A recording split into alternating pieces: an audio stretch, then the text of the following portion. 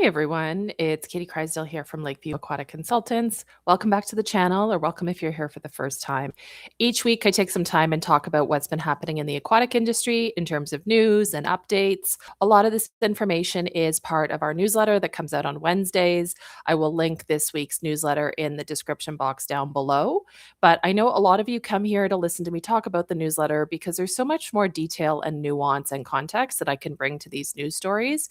It's not just about skimming the news and copying and pasting into a newsletter, just some headlines to get you to click. Your time is very important, and I'm very sensitive to the fact that everybody's inbox is completely overwhelmed. If you're an aquatic professional, you already have so many emails, and it is a really difficult ask to say, hey, let's add in a 2,000-word newsletter each and every week. So that's why I started recording these talks about the newsletter. We're going to go through highlights from the newsletter. I'm not reading it verbatim. So if you're listening to this while you're doing payroll or scheduling or ordering, whatever you need to be doing, the idea here is that you get a taste of what's in the newsletter. But then if there's a specific story that grabs your attention or a specific resource that I mention, then you'll be able to click on the newsletter linked down below and access that directly.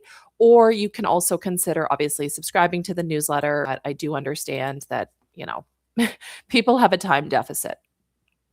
So this week, we're talking about the July 29th, 2026 newsletter. And the heading for this topic that I wanted to cover primarily, because each newsletter starts with a little bit of an op-ed comment from me, is that you're only as fast as your slowest team member.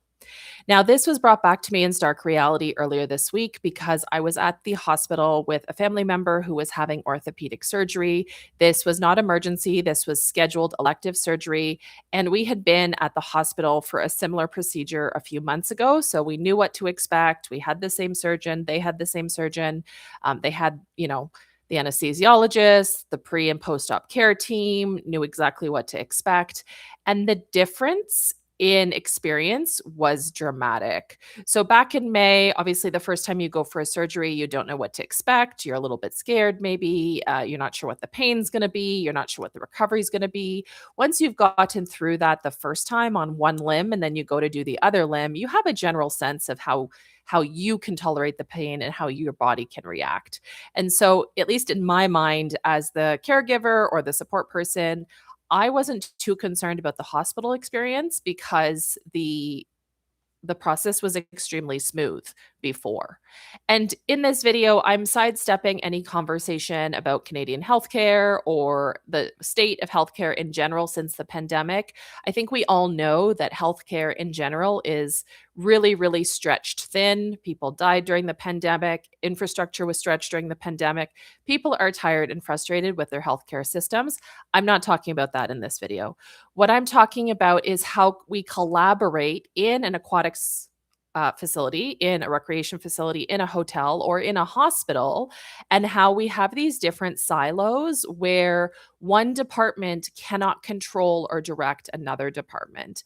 And so, what we saw on Tuesday, right before I wrote this newsletter, was that the person's surgery was delayed by 3-4 hours because, according to the surgeon, and he was only one perspective, maybe he's right, maybe he's wrong, but according to the surgeon who does a similar caseload, once or twice a week for the last several years, the housekeeping team who is supposed to, convert the OR to clean it up between patients, between cases, they were holding up the whole caseload. So as compared to May, where this person had a surgery at the beginning of the day, like 9:30 in the morning, they were the second case of the day, no issues. By the time this surgery came around this week, they were the fifth case of the day, which again is a standard load for this surgeon, was scheduled to be 2:30 and didn't get started till almost 5:15. And so the main thing I brought into this newsletter is something I have witnessed so many times in aquatics is there's this significant siloing between departments. So whether we're talking about the lifeguards are siloed from the facility staff, or the facility staff are siloed from the program staff, the management staff, the director leadership suite, whether we're talking about dry facilities are separate from wet, or camps are separate from adult programs, youth programs, adult programs. There's so much siloing, and it really causes problems. Like, we all deal with this day to day. As a lifeguard, the facility operator maybe doesn't show up as promptly as I would like when there's a accidental fecal release like poop in the pool, because maybe that facility operator is out shoveling snow in the winter, or they're taking apart uh, a pallet of chemicals that was delivered.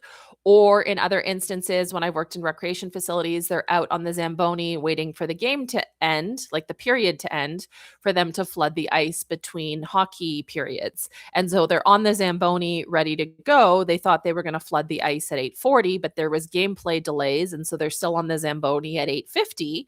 And they're not going to climb down the Zamboni and come over to the pool, because probably by 8:56 or 9:05, they're going to be able to flood the ice, and flooding the ice is a safety component of arena rentals.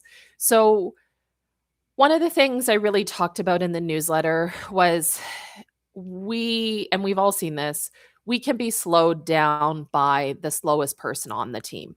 So think back to school projects. You do all of your work, and your teammate or your group mate, they don't do their work. So you end up getting a bad grade unless you agree to do all the work yourself. We see the same thing in organizations all the time. I had the same thing yesterday on a committee meeting. I feel very differently from other people on the committee meeting. It could be based on age, gender, experience, geographic location, desire to do the work, desire to do easy solutions versus hard solutions. And there can be misalignment. But what I'm talking about in the case of surgery or pool operations or facility management is the compounding financial costs, emotional costs, lost revenue when these things fall apart is something that we deal with all the time and accept. And I'm not suggesting, let's have this Hollywood moment and like we're no longer going to accept these problems. But I think it's really important that we look at what our goals are, because they may not be the same across departments. And so, as I articulate in this letter, or in this newsletter rather, we need to have clear, common success criteria, and they need to be spelled out. And I learned this from a consultant that we had at my last municipal job when I was the aquatics manager. And this person was brought in to consult for the whole rec and culture department. Her name was Eileen. And she talked about, understanding key success criteria, codependencies, and key assumptions. Because her point, which was mind blowing for me, is that the parks department, who's mowing grass and trimming trees and setting up outdoor events like parades and fireworks, they will have different success criteria regarding safety or day-to-day work completion than the aquatics department, from the camps department, from the facilities department, from, the dry program department. And so if we don't write down what is common success criteria, me as an aquatics director, my success criteria is of course going to look different from the facilities director. And there's no way we can get them to work with us towards my goal unless it's been established in scope. And the same thing with codependencies. Like, obviously, the surgeon should not have to say to the housekeeping department at the hospital, hey, you moving slowly because you want to stretch your hourly wage is delaying my surgery, which is delaying my patient, which is delaying my anesthetist, which is delaying my care team and bed assignment. And I can't go home and pick up my kids from camp. Like, they shouldn't have to say that. Sometimes we do, though, because I see a lot in one-on-one coaching with pool managers and other people that I work with one-on-one. We think things and we don't actually say them. So we have this expectation that the facilities department, of course, they understand that we want the pool to be open and chemically balanced and safe to swim in and seat at the bottom of the pool. But it's not, how we're going to do it. Criteria to determine that we have done it, we will do it. That's not clearly identified. So I included a template. I realized late I included a PDF template. So apologies, it's not editable, but I know many of you are comfortable in Canva, the online website, so you can easily go in and grab a form and just change the fields, or send me an email if you want the Excel version. I can send that out to you. I do have the Excel version as well. In that same vein, I also talked about something I'd read in an article last week. I didn't share, well, the whole article is linked via the graphic, but most of the article was not interesting to me. It was just the graphic regarding communication and collaboration. So the point of the article was talking about kind of the mental load that's taken up by all office workers or administrators who have to proactively communicate with their team, especially if it's remote work or especially if they're offsite. And that's not saying that it's bad to be remote worker or offsite. It was simply indicating how much more communication we proactively have to do, whether it's Zoom or Teams or email or a Slack channel, or my team, we use Asana, which is like a task software. But basically, as opposed to in the pool where I can walk out to the deck and tell all the guards, or on the walkie-talkie, I can say to all the guards, here's what we're doing. If I am at, one office and I have people at other offices in other cities or even just down the street, the time it takes to communicate that is valuable to our success, but it does take up time. And I personally see this all the time myself. I'm always endeavoring to spend 1 or 2 days a week without checking my inbox before noon Mountain. The hard part about that is we have clients across Canada, around the world. And so if you email at 7 a.m. in Atlantic, that's 3 hours ahead of me, and I don't look at your email till 12 or 1 p.m. Mountain, that's the end of your workday, and it doesn't look very responsive. So only a couple days a month do I really have success with not checking my email before noon. It also depends on when I have more office support that I don't have right now. So it really, where I'm going with that statement is just to say I'm able to get so much done when my phone is out of reach, my inbox is closed. When my inbox is open, I'm going to attack each email as it comes in, even though I don't have the notification window in the lower quadrant on.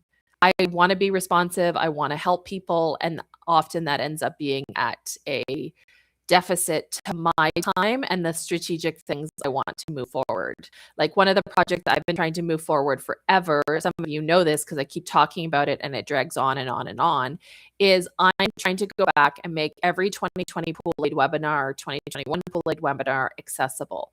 So what that means is we're adding closed captions, we're adding new thumbnails so they're easier to see and read, more show notes. And this is just because I didn't know in 2020 what I know in 2026 about accessibility and people being able to listen to talks or read captions. But we have over 800 videos on the channel. A lot of them are YouTube shorts. But in terms of like substantive videos, we have over 250. And even if we're only talking only 100 older videos, it takes about 2 hours to do all these things on a single video. And I try and refresh one a week, two a week, and I get good progress. And then, other work takes over and it ends up being a month before I refresh another one.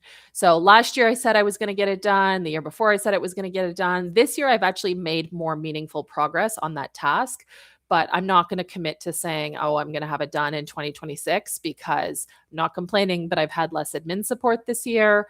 It's just been the way it is. Surgeries this year, helping family with surgeries, and then a lot of other just random things where I don't know if any of you have seen that meme. I guess it's more of a GIF or a short. Oh, shoot. The comedian.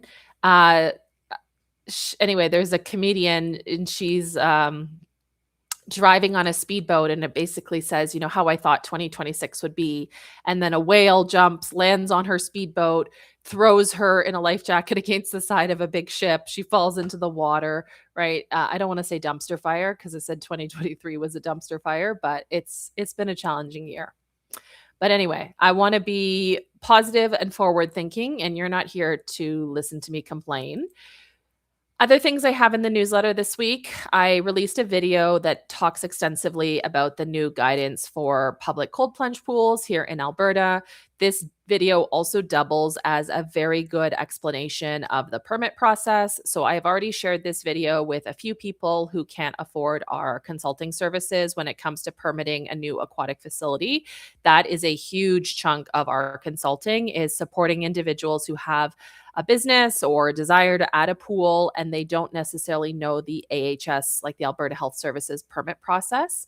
So one example I can give you was I had a client with a lot of retail experience, extensive shop retail experience, and I have no retail experience. So I would know nothing about setting up a store, staging a store, staffing a store.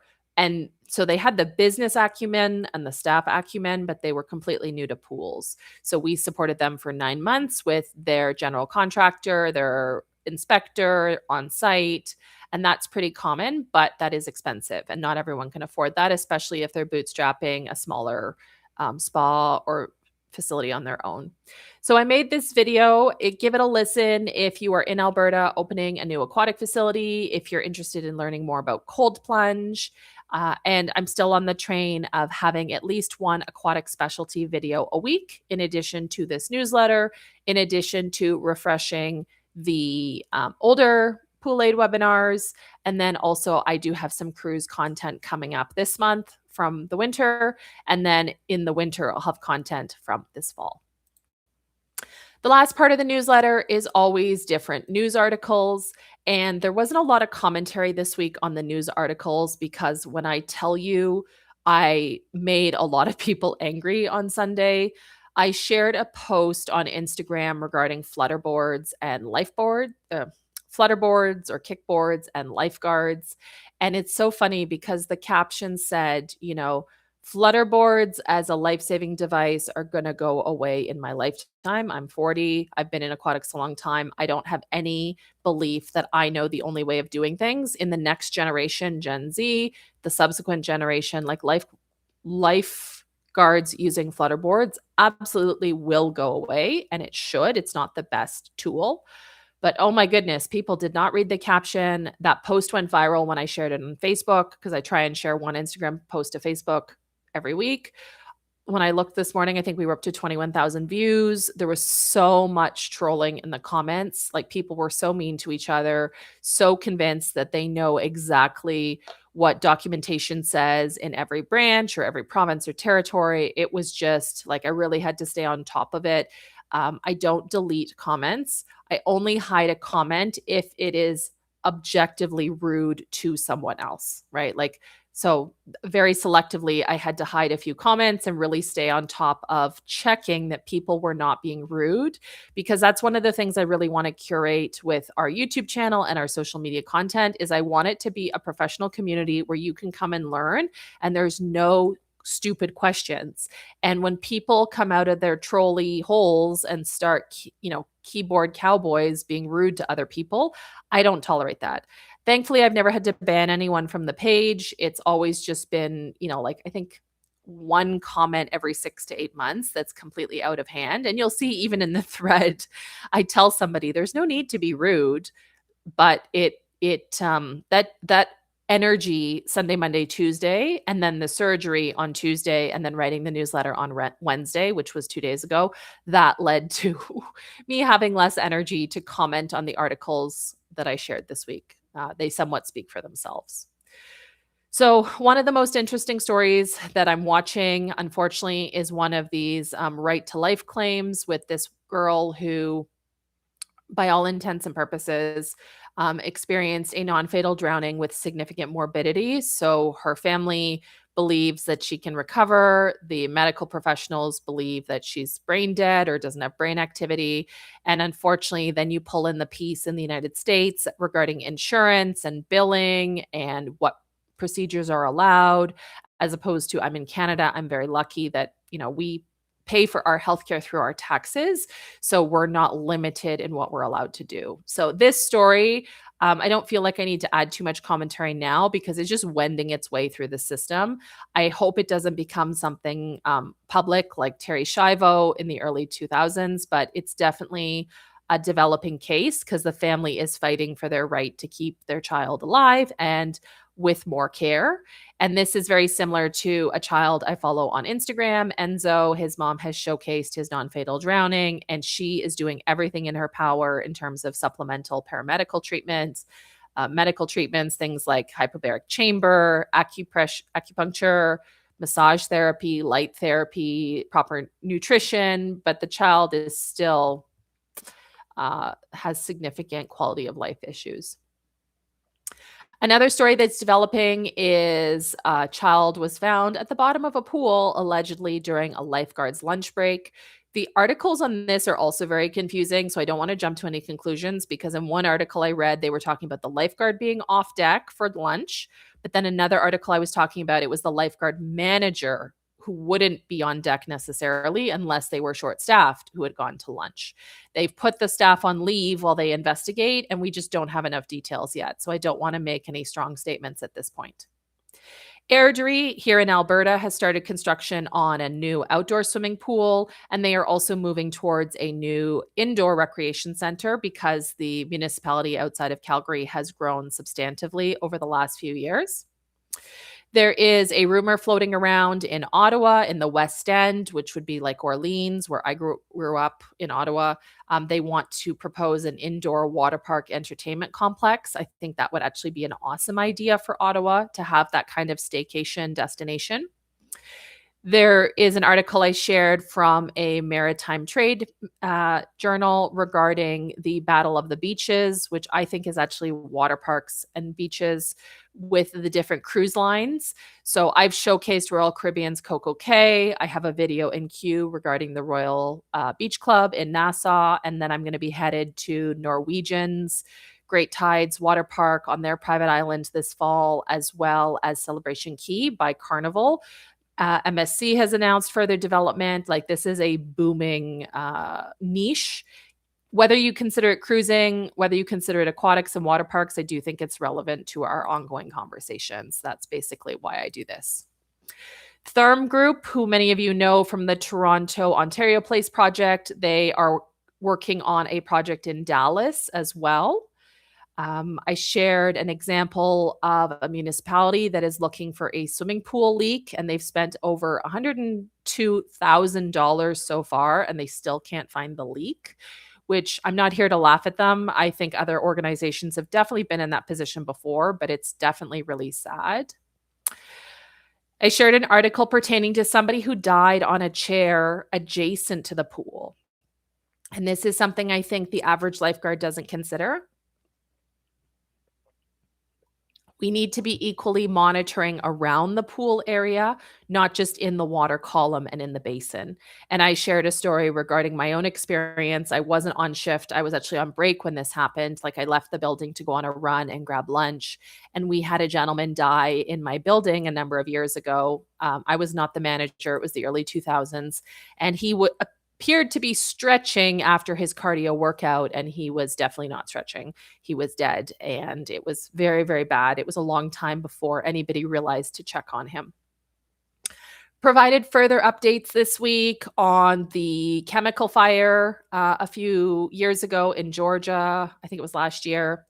Provided a further update on Swim RVA with their compliance for their facility, which was, I think it was not permitted or not permitted correctly when they hosted a summer camp where a 9-year-old child fatally drowned, I should say. A nudist group in the UK is fighting back after their nudist swim, like a private rental, is being discontinued after almost 45 years, which is pretty shocking to me that this new management is going to try and take that booking away from them. I think there's a lot more that needs to be done before they can say we can't staff it or nobody wants to work it.